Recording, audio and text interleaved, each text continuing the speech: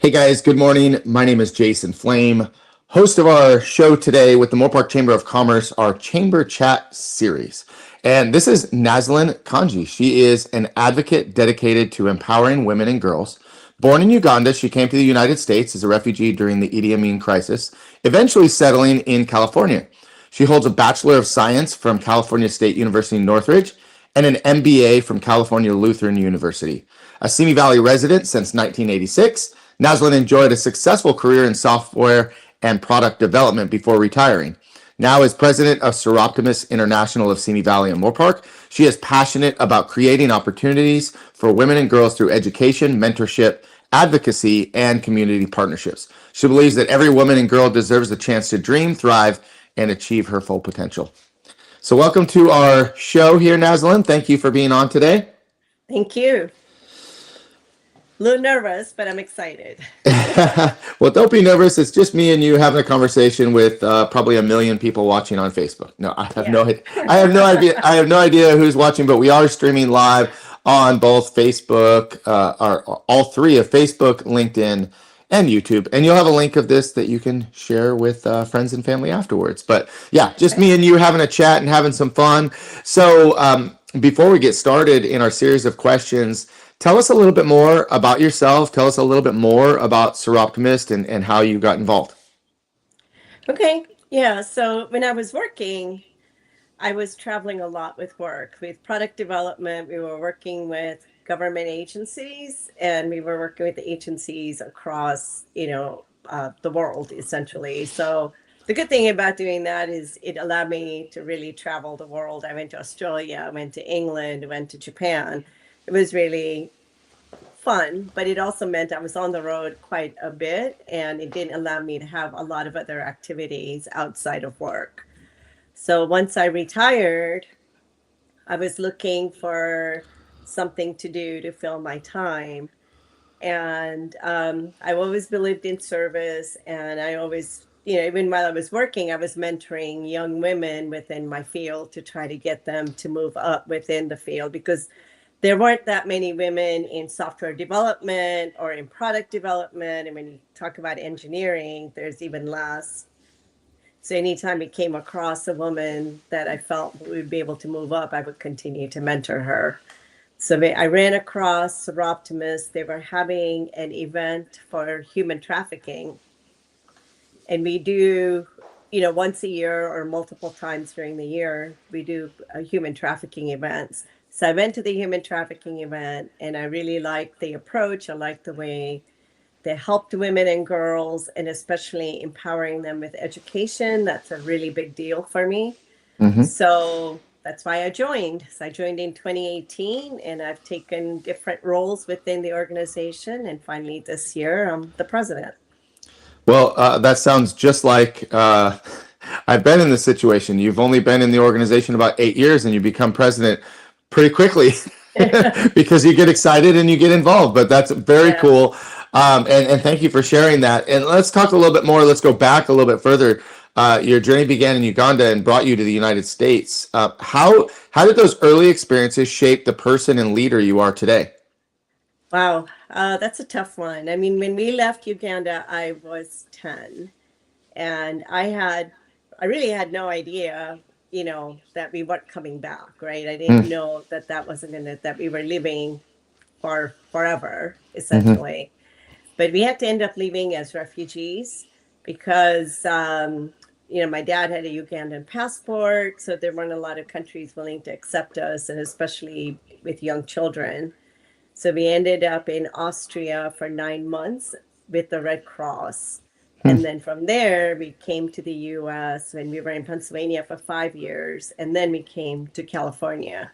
So what that did for me was one, it made me very resilient because we kept moving around so much.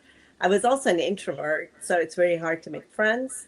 yeah. So I learned how to, be by myself and basically just education was the key. I Mm-hmm. excelled in studying, so I would study and I would set goals for myself and continue working through education until I got my MBA. Nice. And tell us a little bit more about, your experience at school, Bachelor of Science from California State University, Northridge, and then your MBA from Cal Lu here in Thousand Oaks. Um, Yeah. Talk about that a little bit. So, when I finished high school, I really didn't know what I wanted to do. So I got a job with a bank working as a teller.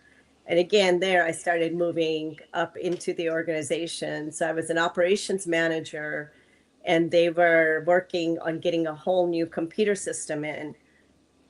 And I started helping with that, doing, the user interfaces and different things like that. And I found out that, hey, I kind of like working with computers. Maybe I should go back to school and get my degree. So Hmm. that's when I went back and I got my degree in computer science.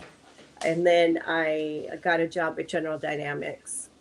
And General Dynamics at the time was doing a lot of federal government contracting, and we were building data systems. So think about big data in that time, right? This was 1980s. So big data wasn't a big deal, but it was still big data, and doing analytics and different things like that. So I started working through that. And then General Dynamics was really nice. They had a program that if I went for my MBA, they would pay for it, basically a couple classes a semester. So I started doing that, and I got my MBA and then started moving up into management there.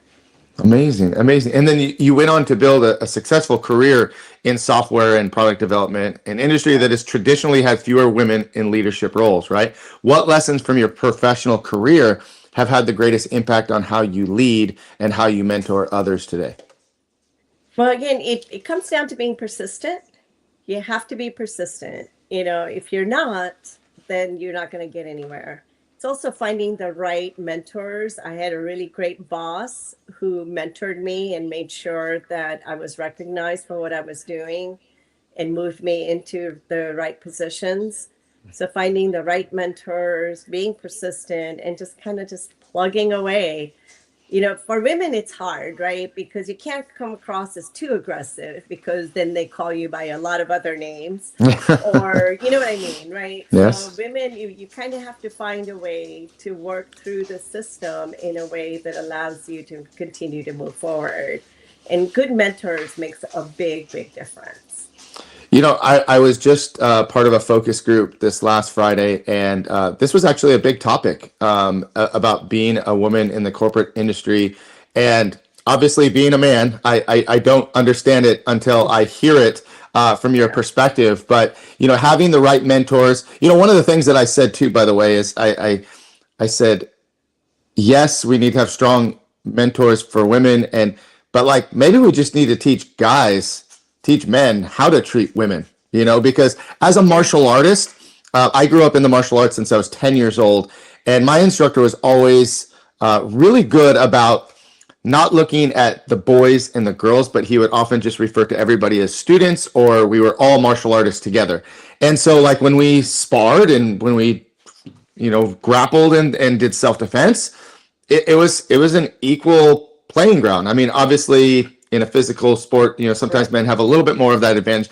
But my point is that I really never saw that as such an issue. But being in groups Yes. of women in the industry, I hear about it more and more and more, and it kind of baffles me. So I brought up the topic of when maybe we just need to teach men how to treat women and how to treat them as equals, because quite honestly, my wife does most jobs better than I could ever do. So I don't know why we see it any different in the corporate world. Yeah, no, that's true. The my best mentor was a man, and he helped me a lot. But he would also make sure that when we were in meetings, women tend to. I used to tend to, if we had secretaries bringing us coffee and stuff, I would stand up and start helping them. Men don't do that, and my boss would tell me, "Sit down," because then the other people around the table wouldn't see me as one of the secretaries, right? He Hmm. wanted to make sure that they saw me as an engineer, as a manager, and not start to typecast me into a role that most women play, unfortunately. Yeah. And I read something interesting this morning, or powerful, I should say, not just interesting. Reading my daily reader, John Maxwell, and how sometimes, people can have that effect. You can have that effect on other people to raise someone up. So your Yeah, mentor telling you, hey, you don't have to be what everybody thinks you have to be. You can be much greater, and pull you up, and a good mentor will put you in spots and put you in positions that will highlight your strengths to, raise your value within an right. organization. So it is definitely powerful to have a mentor and to be surrounded by people that will help you do that. Now, as president of Soroptimist International, Simi Valley and Moorpark, what does the organization do specifically to empower women and girls, and what are some of the programs or success stories you're especially proud of? So we have two signature programs, and one is it's called Live Your Dream, and it's focused towards helping women that are in school but also head of household, and they need money to continue to stay in school. For a lot of women, it's easy to get into school. They can get into school, but staying in school is really hard because you don't have money for diapers, you don't have money for gas, you don't have money for food. So what this program does, it helps women stay in school. So we give out grants, and the grants go directly to the women. They don't go to the schools. We do make sure that they're registered in school and they are progressing towards their education, but we give the grants to the women so then they can decide how they need to spend the money, whether it's with gas or diapers or whatever. So that's one of the key programs that we have. And we've helped several women with, we had one who needed to get into UC Santa Cruz. And we actually wrote letters to the registration people over there to kind of, uh, advocate for her. And she was Mhm. able to get in, and she's actually graduating this year. And she has two Awesome. young boys, and she grew up in the foster care system. So it was really tough for her, but she's doing really, really well. So, that's the key, is really to help women get through education. Because we found if women are educated, their children will be educated as well. That breaks the cycle of poverty. So Hmm. that's one of our key programs. The other one we have, it's called Dream It Be It, and that focuses more on the younger girls, like middle school and high school, where we have like a day long program where we'll bring in other women in different fields to kind of talk to them about, engineering, or we've brought in women that work at JPL that come and talk to them about different careers that they can look at. So just to kind of bring them into, yes, I can go to college, or yes, I can become, even if it's like becoming a welder, they make a ton of money, or electrician, or, any of those fields that normally women don't get into. Yeah. And how do you recognize these women? How do they search for the help, or how do you find them, Right. the students? It's a good question.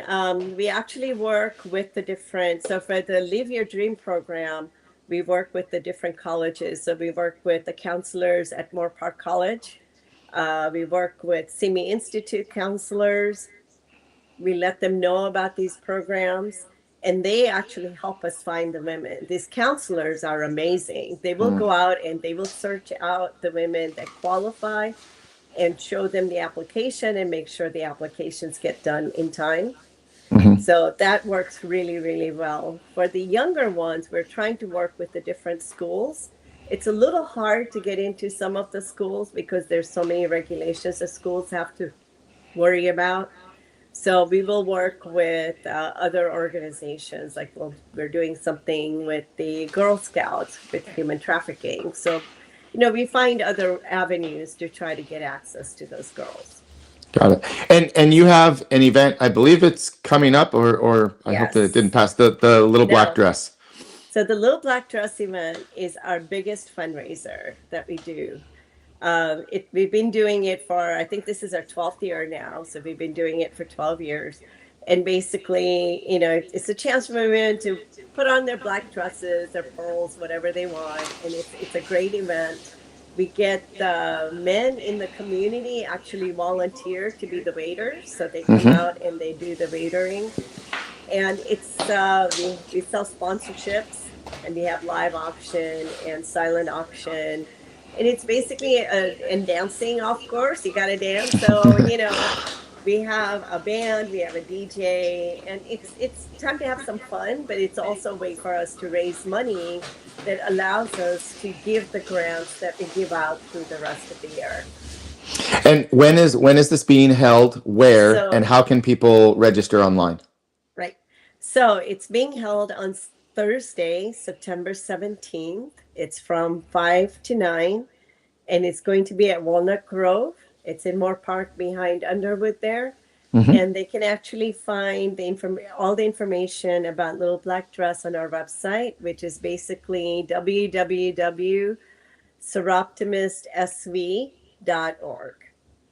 All right, great. So for those of you that are watching now, watching live or watching later, if you're interested in this event, my wife and I have actually participated in this event before. We've attended a couple times. My wife also, we also got to kind of dress up and do the runway deal, so that was kind of fun. And I Yeah. have several friends who have served at the event. The Richardsons have always been a part of it, Darcy and Yes. Mark Richardson. So anyway, it's a great event, guys. So if you want to learn more, one more time, it is www.soroptimistsv.org.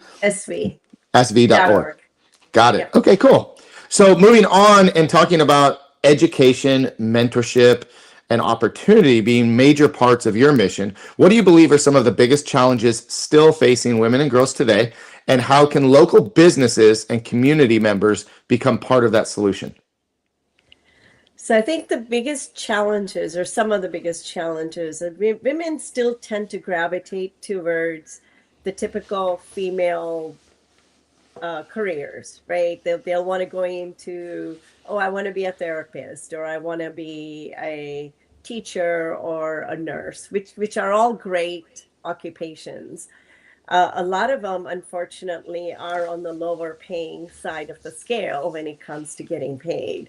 It would be great to see more organizations and communities, especially if we have a shop that does welding, for instance, or an electrical shop or something, if they would start mentoring young women to start getting into those fields, Mm-hmm. to start stepping into more of the male oriented fields, because those fields, you don't have to have a 10-year educational degree to just even break, like 50K, right? You can make money fairly easily, fast.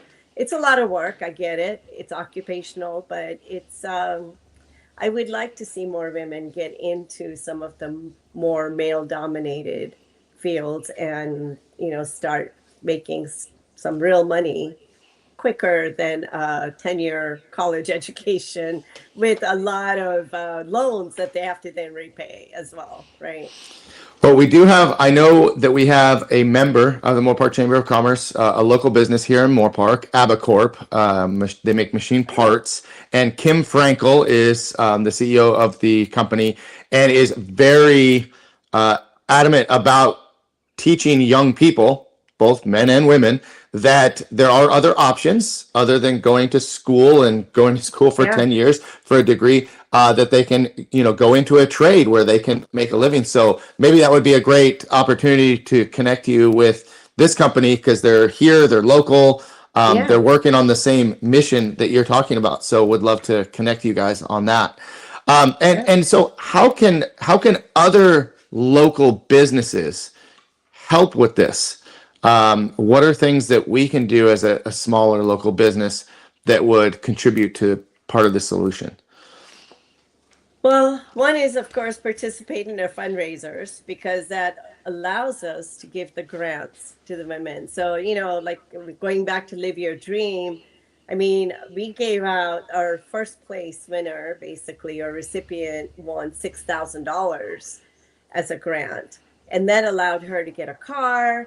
It allowed her to move into a better neighborhood, and so different things like that. So we try to give out grants that make a significant difference in today's Mm-hmm. world. When you give someone $500, it may pay a cell phone bill or something, right? It's really not significant enough to make a change in their lives. So definitely supporting our fundraisers is key. Um, we would like them to, come to some of our events. So for Live Your Dream, for instance, we in February we have a big award ceremony where we give out the girls their awards and thank them for participating. If we get more community members coming to some of those kinds of events, they can actually see the impact the money that they would be giving us is making. And maybe they can, at that point, choose one of the girls to mentor, which would be amazing. Yeah. Yeah. Well, this sounds like a great opportunity for you and members of the Soroptimist to, at the Chamber of Commerce breakfast Yes. meetings and the mixers to help share this information. Because one of the things that I find is that local businesses really do want to help. People in the community do want to help. They just don't know where to start. And so the information from a video like this or attending special events to kind of Yes. share that news is very crucial to your success. Moving on and talking about your extraordinary journey from arriving here in America as a refugee to building a successful career and now dedicating your time to helping others succeed.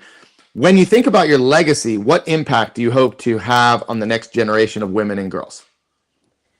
Wow, that's a big one, right? I mean, the impact I would like to leave behind is to have women and girls more, again, getting out of poverty. It's unfortunate that we do have, when there's a divorce or anything like that, it's normally the woman that's left behind with the kids, and that does impact her ability to move forward in life in terms of getting education or anything like that, because she's taking care of the kids. I would like to say something like having the ERA passed and have women have equal rights and equal pay, but that's probably not going to happen in my lifetime either. I would really hope that that would happen at some point. But for me, I think if I can say that there's 3 or 4 women even that I have helped to have a better life and to be able to move forward and have a good career, and their children have a good careers, then I'd be happy with that. And those 3 or 4 women that you impact their life may impact another 3 or 4, and so you create a ripple effect that may change thousands of lives. Well, thank you for Yes. sharing all of that. Now, why be a member of the Moorpark Chamber of Commerce? So until very recently, we were just Soroptimist International Simi Valley. We've been Mhm. that for a long time, even though we had members that were from Moorpark, and we were supporting the community in Moorpark. We're working with Moorpark College and giving grants out in Moorpark. So our goal had always been to add Moorpark to our name. And this year I decided that it was time. Mhm. I want us to be a grown-up club now. We're 12 years old. We need to start, you know, reaching out more into the neighbor communities. So we decided to add Moorpark. It's not an easy step because there's a lot of paperwork that you have to do to change the name, and you have to Yeah. change a lot of rebranding, all that stuff. Mhm. But joining the Moorpark Chamber of Commerce and getting out and meeting the community, and like I said, some of the businesses in Moorpark is the first step for us this year to start doing that. And what has been your favorite part about being a part of our chamber? Because obviously you have other options. There's other organizations that you can join and be a part of. So what is your favorite part about being a part of our organization? So, I mean, it really is meeting the community. It's interesting when I come to the chamber breakfast, to see how the businesses interact with each other, the business owners, and how everybody kind of props each other up, which is excellent. The opportunity to do something like this again is amazing, right? So it allows us to meet a lot of the business owners and the community members of Moorpark by joining the chamber and participating in the chamber's activities. Well, we're happy to have you, happy to support you, Thank you. happy to share what we can to make you successful. Because when we help you be successful, it helps us be successful. and we have successful communities and people that are part of our community. So again, thank you for being a part of it. Thank you for being on our show today. We already shared the website for Soroptimist. Where else can people follow you and learn more about you, maybe social media or otherwise? Yep. So we're on Facebook and Instagram as well. My goal is to get us a LinkedIn page this year. I haven't done that yet, but that's a goal. But they can find us on Facebook under Soroptimist, Simi Valley, and Moorpark, and same on Instagram. Okay, awesome. And anything else that you want everybody to know while they're watching? So would love everyone to buy tickets for Little Black Dress. They're $150 for a ticket. We're also looking for additional sponsorships. It would be great to get some Moorpark business owners to potentially pick up one of the sponsorships, which would be great. And our Live Your Dream applications are open. So if you know anyone, any woman that's head of household and is in school, she can go ahead and go to lvda.org and go ahead and fill in one of the applications, or work with any of the school counselors to do that. And they're welcome to reach out to me as well if they need to, and I can help them with the applications. All right, great. Well, thank you again for sharing more about Soroptimist of Simi Valley and Moorpark, but also a little bit more about yourself. I think that that's one of the greatest things about having this conversation is I've got to know you a lot more just in 30 minutes. So I appreciate you sharing your story and about Soroptimist of Simi Valley and Moorpark. Guys, make sure you go and check it out, www.soroptimistsv.org. And hopefully we'll see everybody at Little Black Dress. Have a great week. And Nazlin, thank you so much for being on the show. And thank you for the opportunity. I appreciate it. You're very welcome. All right, guys, go out and make it a great day. We'll see you soon. We'll see you at the networking breakfast this Friday at 8 a.m. at 95 at Lucky Fool's Pub on High Street in Moorpark. See you then, guys. Bye-bye. Okay. Bye-bye.